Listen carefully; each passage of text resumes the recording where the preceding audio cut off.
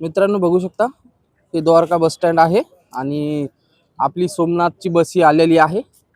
ही इथून 8 वाजता निघते, जवळपास 1:30 वाजता सोमनाथला पोहोचते। बस आलेली आहे, आपण आता निघूत।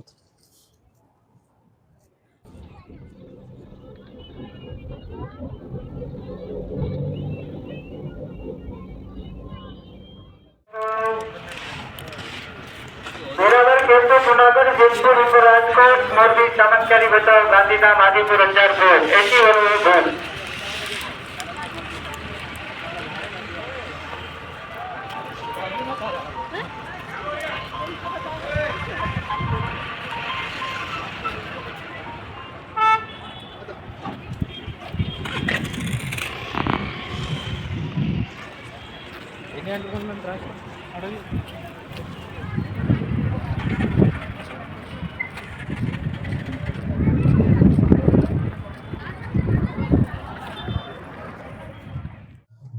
हे तुम्हाला दिसत असेल, हे जे आहे मंदिराच्या जवळच आहे, एसी डॉर्मेटरी आहे आणि याच्या बाजूलाच नॉन एसी डॉर्मेटरी पण आहे।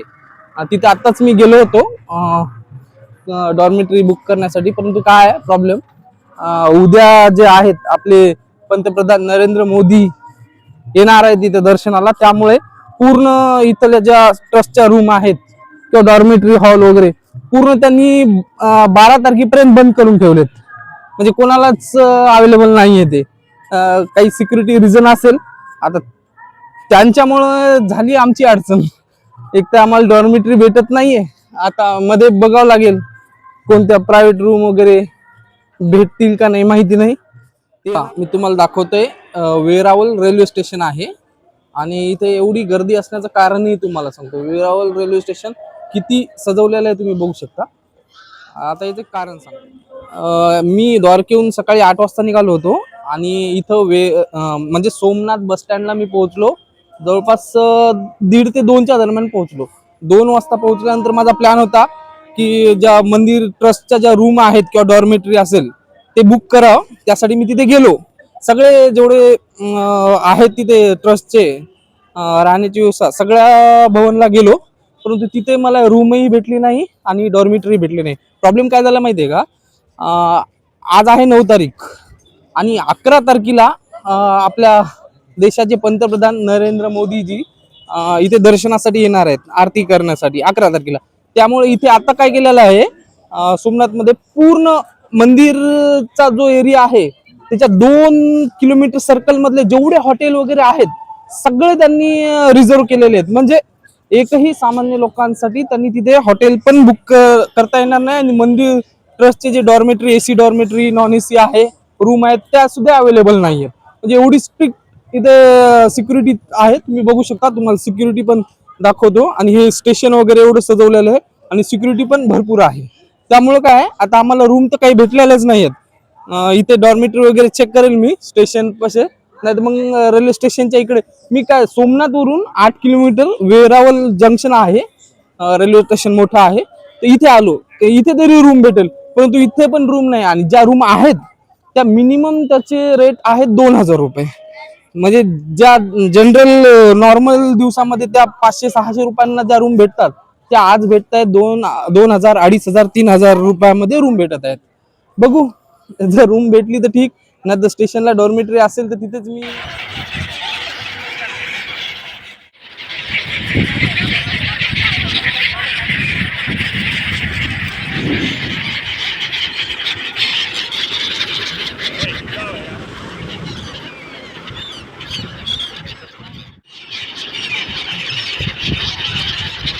एक बार ऐसा कीजिए।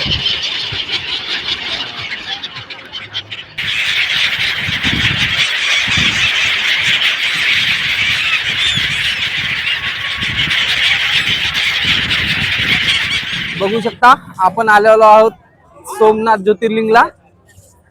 पहिलं ज्योतिर्लिंग मानलं जातं हे सोमनाथ ज्योतिर्लिंग। बघून घ्या गर्दी किती आहे आणि ही एवढी सिक्युरिटी आहे इथे, कारण आज सायंकाळी येणार आहेत आपले पंतप्रधान मोदीजी, त्यामुळे एवढी इथे सिक्युरिटी आहे। बघू शकता तुम्ही। आता आपण थोड्या वेळातच मंदिरामध्ये पण प्रवेश करणार आहोत। बघू शकता किती तयारी केलेली आहे. मोदीजी येत आहेत आज सायंकाळी, त्यामुळे इकडे बघू शकता किती छान डेकोरेट केलेलं आहे. चला आपण जाऊ आता डायरेक्ट मंदिरामध्ये प्रवेश करू. बघू शकता गर्दी किती आहे. इथं प्रसाद काउंटर वगैरे दिलेलं आहे. लोक भरपूर बसले तिथे आणि जोपर्यंत मोबाईल शक्य आहे तोपर्यंत मी तुम्हाला दाखवेल. नंतर मधात मोबाईल आपल्याला ठेवावा लागेल आणि आपल्याला इथेच मोबाईल वगैरे जमा करावा लागेल. इथेच आपण आता मोबाईल वगैरे जमा करणार आहेत आणि मध्ये प्रवेश करणार आहेत. कारण मध्ये बॅग, मोबाईल, इलेक्ट्रॉनिक डिव्हाइस वगैरे काहीच मध्ये नेता येत नाही. त्यामुळे आपण इथे जमा करू आणि मंदिरामध्ये प्रवेश करू. बघू शकता आता इथे आपण मोबाईल आणि बॅग जमा करणार आहोत आणि मध्ये प्रवेश करणार आहोत. आणि इथे मोबाईल ठेवायला किंवा बाकी आपल्या वस्तू ठेवण्यासाठी काही चार्ज लागत नाही.